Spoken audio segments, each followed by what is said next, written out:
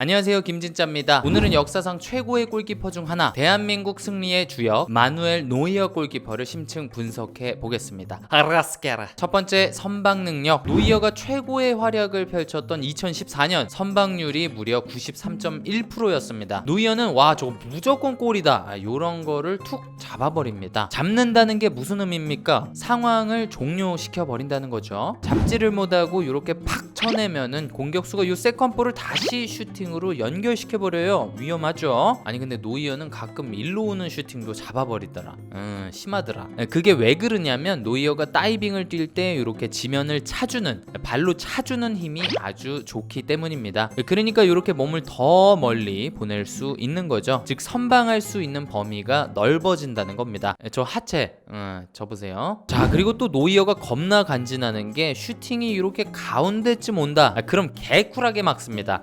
딱 저래요. 몸은 흐트러지질 않고 팔만 탁 써서 막는 거죠. 근데 아마추어 골키퍼인 우리 진따는 공이 가운데로 오는데도 아주 그냥 하죠. 저러면 안 좋은 게 그 다음 상황에 대비를 할 수가 없습니다. 자, 또 노이어는 자세가 얼마나 낮은지 저렇게 골대 바로 앞에서 역방향으로 슈팅을 때려도 선방 쌉 가능. 또 이렇게 각도가 없을 때 공격수들이 보통 요 가랭이 사이나 머리 위 보고 세게 조지거든요. 하지만 노이어는 그거를 다 알고 있습니다. 공격수들보다 한 수 더 앞서는 거지. 두 번째, 공중볼 처리 능력. 슈팅을 아무리 잘 막아도 상대팀의 크로스, 즉 공중볼을 제대로 처리하지 못한다, 이러면은 말짱 도루묵입니다. 이 공중볼 처리가 쉬워 보여도 참 어렵습니다. 공이 이렇게 휘어오니까 나가서 확 잡아버려야 될지 아니면 골대에 머물러서 헤더 슈팅에 대비를 해야 될지 정말 애매합니다. 하지만 노이어의 판단력은 거의 오차가 없더라고요. 나올 때는 확실하게 나와서 가볍게 캐치해버리거나 이렇게 빵 사이드로 펀칭해버리거나 아예 그냥 공중을 장악해버립니다. 그리고 재밌는 거 하나 알려드릴게요. 골키퍼들이 공중볼을 처리할 때 이렇게 한쪽 무릎을 위로 올립니다. 이게 역학적으로 무릎을 올리면 점프가 더 높아져요. 그래서 그런 것도 있고, 저 공격수로부터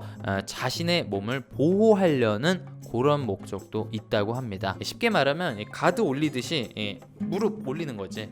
세 번째, 1대1 수비. 노이어의 1대1 방어는 뭐 거의 예술입니다. 저렇게 자세 낮추고 다리 모으고 팔 붙이고 잠바를 치면서 앞으로 쓱 나와요. 공격수의 슈팅 각도를 줄이려는 의도죠. 우리 진따처럼 이렇게 튀어나오지를 않으면은 슈팅 각도가 더럽게 넓어지죠. 그러면 골 넣기가 얼마나 쉬워. 저거는 지나가는 할머니도 넣을 수 있습니다. 자, 다시 노이어로 돌아와. 노이어는 각도를 점차 좁히면서 공격수가 슈팅할 때까지 또 기다립니다. 공격수가 슈팅을 하려 치면 요 모양대로 팔을 쫙 벌리고 다리를 확 찢습니다. 보통 공격수들이 요 가랭이 사이를 많이 노리거든요. 하지만 노이어는 그걸 알고 이렇게 다리를 찢어서 어떻게든 가랭이를 지킵니다. 그리고 양쪽으로 가는 슈팅은 스파이더맨처럼 팔로 쳐내는 거죠. 흔히들 그러는 것처럼 이렇게 몸을 먼저 던지거나 아니면 섣불리 슈팅 방향을 예측하거나 그러지 않습니다. 네 번째, 넓은 수비 범위. 노이어를 흔히 스위퍼 키퍼라고 부릅니다. 스위퍼가 뭐냐? 맨 뒤에서 청소를 해주는, 싹 쓸어버리는 그런 선수를 말하죠. 그러니까 스위퍼 키퍼라는 거는 얘가 키퍼는 키퍼인데 마지막 수비수 역할까지 해준다는 겁니다. 자, 보통의 골키퍼가 이쯤에 서 있는다, 그러면 노이어는 기본적으로 요 정도에 서 있습니다. 그래서 상대 미드필더가 이렇게 뒷공간으로 빵 로빙 패스를 때린다, 그러면 노이어가 갑자기 튀어나와서 차단을 해버리는 겁니다. 근데 노이어가 왜 이렇게까지 앞으로 튀어나오냐? 뭐 관종이냐?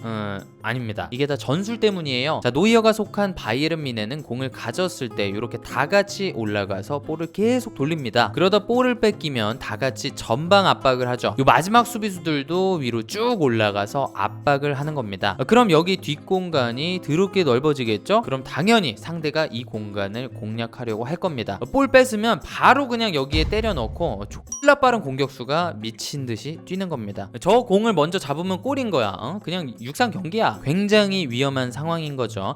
그렇기 때문에 노이어가 애초에 이렇게 높이 올라와 있는 겁니다. 우리 진따처럼 나갈라다가 뒷걸음치고 우물쭈물 저러면은 한 대 떼찌하고 싶죠.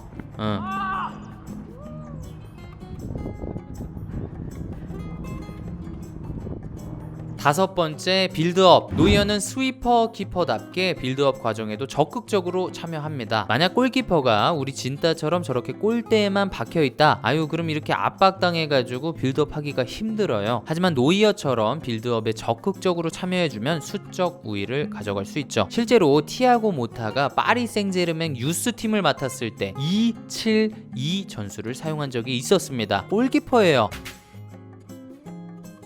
그럼 여기에서 11대 10 상황이 벌어진다는 거잖아요. 그러면은 압박을 풀어나가기가 쉬워요. 자, 노이어는 빌드업이 되는 골키퍼답게 발기술이 정말 좋습니다. 이렇게 킥하는 척하면서 과감하게 접기도 하고 가끔은 크루이프 훅도 보여주고, 또 한 번은 이런 적도 있어요. 미친놈처럼 힐킥으로 이렇게 패스를 연결하더라고요. 여섯 번째, 역습의 시발점. 노이어는 선방 딱 멋있게 하고 저 앞에 공격수한테 역습킥을 때리는 게 아유 이게 예술이야, 예술. 굉장히 낮고 빠르죠.